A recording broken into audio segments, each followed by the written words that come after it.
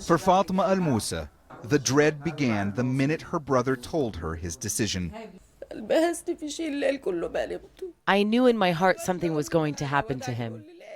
When he left, I said goodbye to him several times because I just knew. Ismail, a jobless Palestinian refugee, couldn't take life in Lebanon any longer. He paid a smuggler to get him to Europe. It got so bad for him.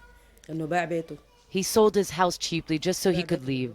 They made him think the trip would be safe, that food was guaranteed, that he'd be in a 5-star hotel. Instead, Ismail was packed onto a boat like this in Libya bound for Italy. It capsized, and he drowned. Friends and relatives in Lebanon gathered to pay their respects to Ismail, and so many others like him, people on a journey of hope that ended in death.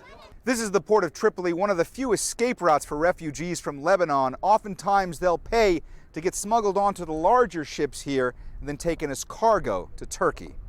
Most refugees in Lebanon don't have the money it would take to leave. From children working in the fields to adults begging on the streets, the prevalence of poverty is staggering. In this tiny country, where refugees account for a full 1/3 of the population, more and more makeshift camps dot the landscape every day. Ala, like other Syrians in Lebanon, already fled from the war at home. Now he's looking to escape again. There are two ways out of here. First is by sea, from the port. The most dangerous solution is going back through Syria. The sea is more merciful, maybe. Ala was jailed for a time in Beirut because he didn't have his residency papers in order. He says he hasn't been able to find work or renew his passport ever since. Many others like him continue to take the journey by sea. But it's also difficult for those families left behind. I'm afraid this will keep happening.